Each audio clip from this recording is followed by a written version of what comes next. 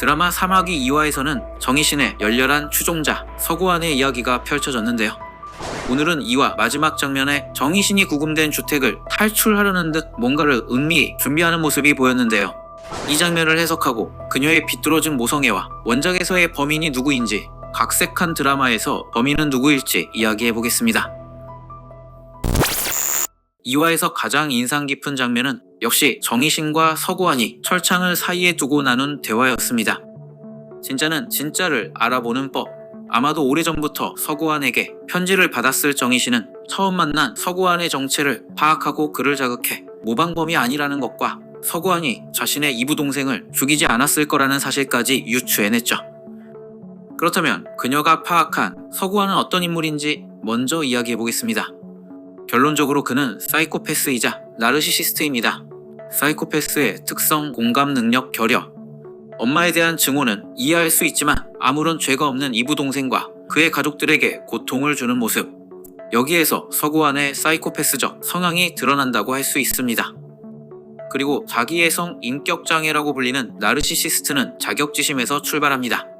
마음속 깊은 곳에 가지고 있는 자격지심으로 인해 자신이 특별한 존재라고 여기며 모든 상황을 자기중심적이며 유리하게 해석하려고 하죠. 이 부분은 그가 정희신을 추종한 것과 연결이 됩니다. 그는 어리고 약하고 그저 엄마에게 버려진 존재였습니다. 그런데 정희신은 여자와 아이들을 괴롭힌 남자들을 찾아내 잔인하게 죽였죠. 자신이 할 수 없는 일을 한 정희신을 동경한 것까지는 대부분의 사람이 가질 수 있는 감정이지만, 그래서 내가 그녀의 존재를 세상에 알리겠다. 내가 모방범죄를 일으켜 그녀의 정신적인 후계자가 되겠다. 이런 생각이 나르시시스트라고 할 수 있습니다. 나르시시스트는 근거 없이 자신을 대단한 존재라고 생각하며 뭐든지 할 수 있다고 믿거든요. 결과적으로 서구환은 모방범죄는커녕 자신의 이부동생도 죽이지 못했고, 그의 나르시시스트적 성향을 완전히 파악한 정희신은 그가 진짜가 아니라 가짜라는 걸 알아챕니다. 이제 두 사람이 마주한 장면을 복기해보면 정희신은 웃으며 서구환을 맞이합니다. 나를 유일하게 이해하고 나의 뜻을 이으려는 계승자. 그게 바로 서구환 너구나 라는 느낌으로요. 왜냐, 서구환이 그렇게 생각하고 있으니 처음에는 그에게 맞춰준 거죠. 만약 서구환이 정말로 정희신과 똑같다면 범죄 장면을 떠올리며 즐거워해야 할 겁니다. 그래서 정희신은 첫 번째 사건을 이야기합니다. 왜 도끼를 썼는지, 목이 잘리고 얼마나 숨을 이어갔는지. 하지만 이 질문에 서구환은 답하지 못했죠. 즉, 서구환은 사이코패스 성향은 가졌지만 사이코패스 연쇄 살인범은 아닌 겁니다. 모든 사이코패스가 살인자는 아닙니다. 유명한 뇌과학자는 연구를 통해 사이코패스 살인자에게는 3가지 조건이 필요하다고 합니다.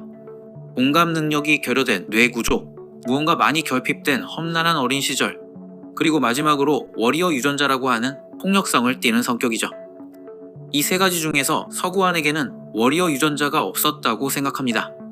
잠시 그의 범행을 돌아보면 그는 겁을 줬을 뿐 이부동생을 죽인다거나 아내와 아이들에게 폭력을 행사하지 않았죠.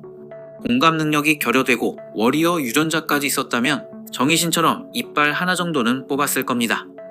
즉, 3가지 조건을 모두 갖춘 진짜 사이코패스 살인범 정희신이 보기에 서구환은 그저 자신을 흉내내려 하는 겁쟁이일 뿐이었던 거죠. 이제 진범이 누구인지 이야기해보겠습니다. 원작에서의 범인은 바로 차수열의 아내 정영과 함께 일하는 친구 서아라였습니다. 원작에서 그녀는 정희신이 살해한 남자에게 폭행을 당한 아이였고, 그래서 정희신에게 구원받고 그녀를 추앙하게 된 인물인데, 드라마에서 고현정이 첫 번째 사건을 보고 도끼를 썼다는 건 힘이 강한 남자라고 이야기합니다. 원작에서 서아라는 원래 남자이며 여자가 되고 싶어 수술한 트랜스젠더입니다. 그의 그런 성향으로 인해 아빠에게 폭력을 당했고 그 후로도 제대로 사랑을 하며 살지 못했는데요. 만약 원작대로 서아라가 범인이라면 여성 호르몬 주사를 맞고 있겠지만 사실 남자였기 때문에 도끼로 범행을 저지를 수 있었을 겁니다. 그리고 서아라에 대한 단서가 하나 나왔는데요. 정연이 자신의 커피에 우유를 붓자 놀라서 정연을 부릅니다. 이 장면에서 서아라는 블랙커피만 마신다는 단서가 주어졌는데요. 아마도 이후 모방사건의 범인이 블랙커피를 마신다는 단서가 주어져 서아라가 범인 후보로 오르게 되는 장면이 나올 겁니다. 하지만 아직까지도 드라마의 진범이 그녀일지 각색됐을지는 알 수가 없습니다. 드라마가 8화밖에 되지 않아 범인을 다른 사람으로 바꾸는 게 쉽지 않아 보이기는 하는데, 그래서 저는 범인은 2명 중 하나일 거라고 생각합니다. 원작대로 서아라가 진범인 경우와 차수열의 친구인 박민재가 진범인 경우입니다. 원작에서는 서구환도 박민재도 등장하지 않는데요. 그렇다면 8부작으로 비교적 짧은 드라마에 굳이 서구환에 이어 박민재까지 새로운 용의자를 2명 추가한 게 의심스럽습니다. 아마도 시청자들은 원작의 결말을 찾아볼 거고, 그렇다면 당연히 서아라를 의심하겠죠. 하지만 원작에 없었던 인물 서구환을 출연시켜 한번 속임수를 주고, 두 번째 속임수인 척 박민재를 등장시켜 이것도 속임수고 진범이 서아라인 것처럼 스토리를 몰아가다가 결국 진범은 박민재가 되는 건 아닐까요? 그의 인물 설명을 보면 수열과 정연, 아라와의 관계도 있고, 더구나 그는 아무도 모르는 비밀인 정희신의 존재까지 알고 있는 것으로 보이는데요.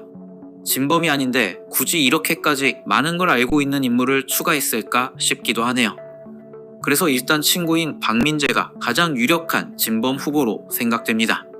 그럼 이제 오늘의 마지막 이야기, 2화의 마지막 장면을 이야기해 보겠습니다.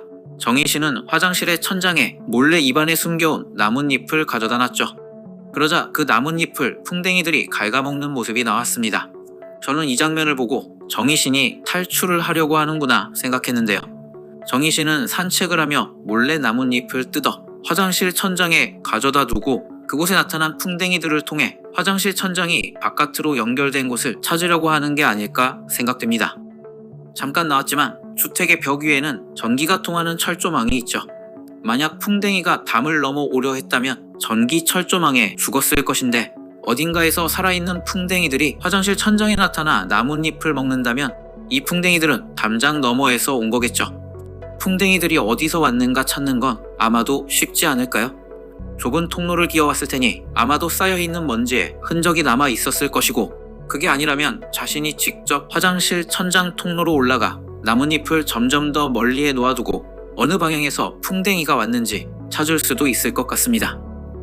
그런데 원작에서 사마귀는 탈출하지 않는데요. 정희신은 왜 탈출하려고 하는 걸까요? 저는 변영주 감독이 인터뷰에서 말한 일반적이지 않은 모성애에 답이 있다고 생각합니다. 드라마에서 정희신은 차수열을 보호하기 위해 자신의 남편을 죽인 것으로 추정됩니다. 아들만은 보호하기 위해 이름을 바꾸고 형사에게 부탁했죠. 또 서구환이 차수열과 정연의 이름을 세상에 떠벌릴 거라고 말하자 그를 직접 죽여버리려고 합니다. 자신을 말리러 온 차수열에게 이렇게 말을 했죠. 지금 죽여야 해, 쟤 다 알아. 여기서 정희신의 비뚤어진 모성애가 무엇인지 알 수 있었습니다. 자신의 아들 차수열이 행복하게 사는데 방해가 되는 존재는 모두 죽여버리겠다고. 심지어 정희신 자신도 그런 존재였기에 아마도 스스로 최중호에게 자백하고 감옥에 갇힌 건 아닐까요? 자, 그런데 모방범죄가 일어나고 있습니다. 범인을 빨리 잡지 않으면 정희신의 존재와 차수열의 관계가 세상에 알려질 수 있겠죠. 즉, 정희신은 자신이 탈출해서 직접 모방범을 끝내려고 하는 것 같습니다. 아들을 위해서 차수열을 위협하는 존재는 모두 다 이 세상에서 치워버리기 위해서 말이죠. 오늘 저의 리뷰는 여기까지입니다. 시청해주셔서 감사합니다.